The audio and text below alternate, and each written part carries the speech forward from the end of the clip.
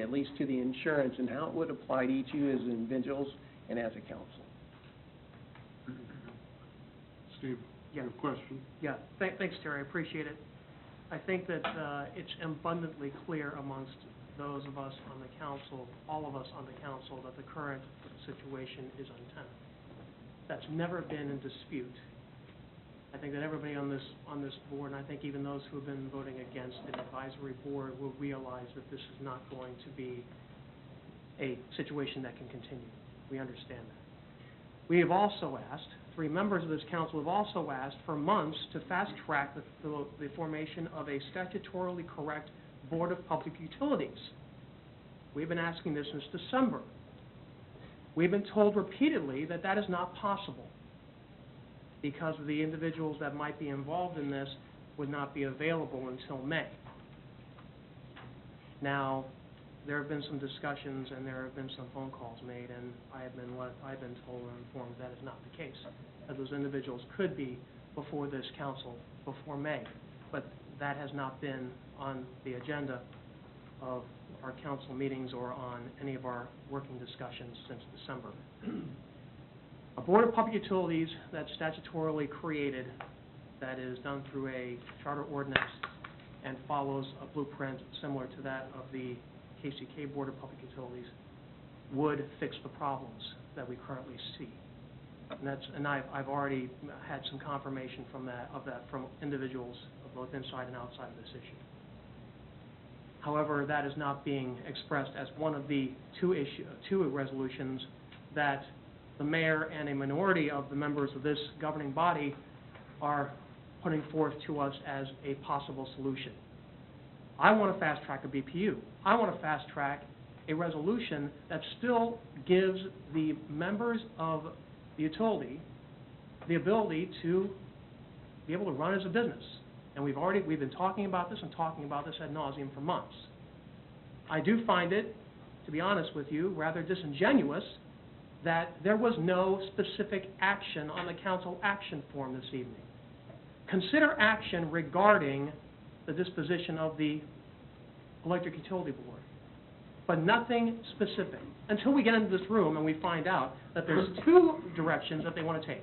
Either make it into an advisory board or blow it up, which is what I expected all along, to be honest with you, when we had this meeting called. Why hasn't there been any action towards a Board of Public Utilities? I want to know this, and I want to know this on the record right now. Because that is what 3 of us wanted. I'm not sure that this has anything to do with Mr. No, Norwood, no. so I appreciate, I'm not sure that you need to see it in here. No, you don't have, thank you, Terry. Actually, I'd like to ask a question.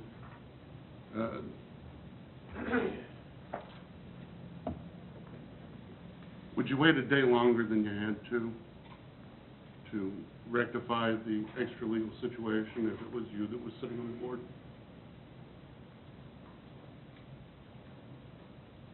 Understand the question? I would wait to the moment that I felt I had the answers and the format correct, so I could do it once and be done. And if you're asking me, personally, I'd fast track that, certainly. But you want to do it right and you want to do it well. But you wouldn't. I guess what I'm trying to say is, would you leave yourself uncovered as somebody that manages risk for a living? Would you leave yourself uncovered for a day more than you had to? No. Anybody else have questions for Terry? What's the point of that question? I don't understand where you're going with it. I mean, it's kind of cryptic. I'm not sure I understand what. Oh, I'm just. And also, I mean, his answer a day longer than he had to. What does all that mean? I don't. It means, you guys are speaking a different language. What is your point? My point is that I don't want to continue in the same extra legal fashion that we have for the last nearly 6 months. I think that somebody that manages risk for a living probably doesn't want to, wouldn't want to be exposed to risk a day longer than he would need Okay, to be. if that's the case, Chris, and I want to ask this in all honesty, if that's the case, then why is it when we had our meeting the second meeting in December, and said for the second time, we were not going to be putting together an advisory board, why did you not pick up the phone the very next day, call Colin Hanson and fast-track a BPU? Instead, we waited, no, let me finish. We waited and waited and waited until this day to say, now we can't wait any longer. That's disingenuous. I am sorry. I have a real problem with that. You know, I can tell you this. When I first got elected to the council, and I haven't been in public office for very long, not as mayor, not as a council member before that, but I always thought that we could just fast-track everything. And actually, you know, government doesn't work that way. Right? You've got people that sit on the city council that all have schedules that they have to keep. You've got somebody like Colin Hanson, who actually that was the only direction given at the meeting on December 16th, was a consensus to contact KMU and get Colin Hanson involved. Yes. Now, December 16th, right before Christmas, right before New Year, and in Colin's case, right before legislative session starts. Now, that doesn't mean that Colin probably didn't have free time on his schedule at some point during that time, but I would think that he would want to avail himself when he's got a full governing body and when he's had a chance to discuss the matter with city staff beforehand.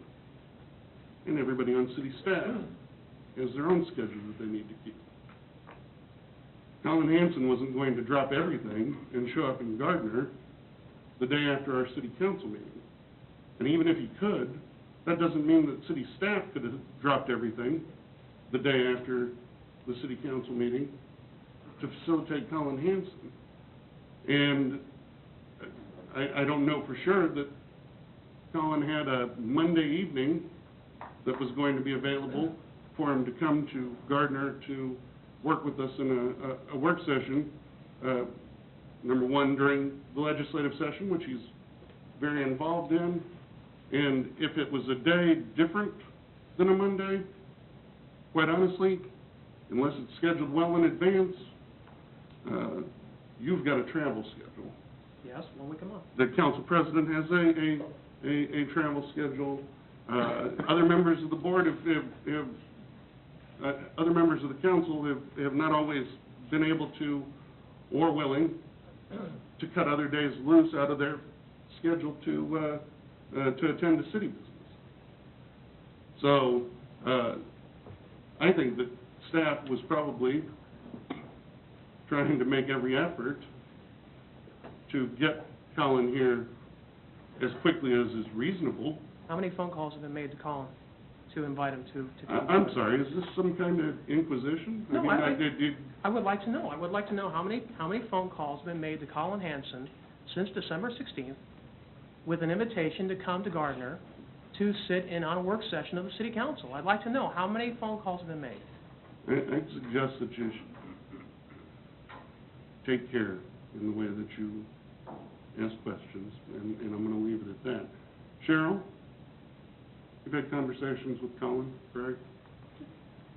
Can you enlighten us about what the content of some of those conversations? Yeah, we've talked with him, we've met with him, and we've talked about an option actually that wasn't presented at council, but we thought it would be effective, was to put together a forum with Colin as well as members from other local governments to be able to have a discussion about all of the options for the city to consider and putting that together after the session.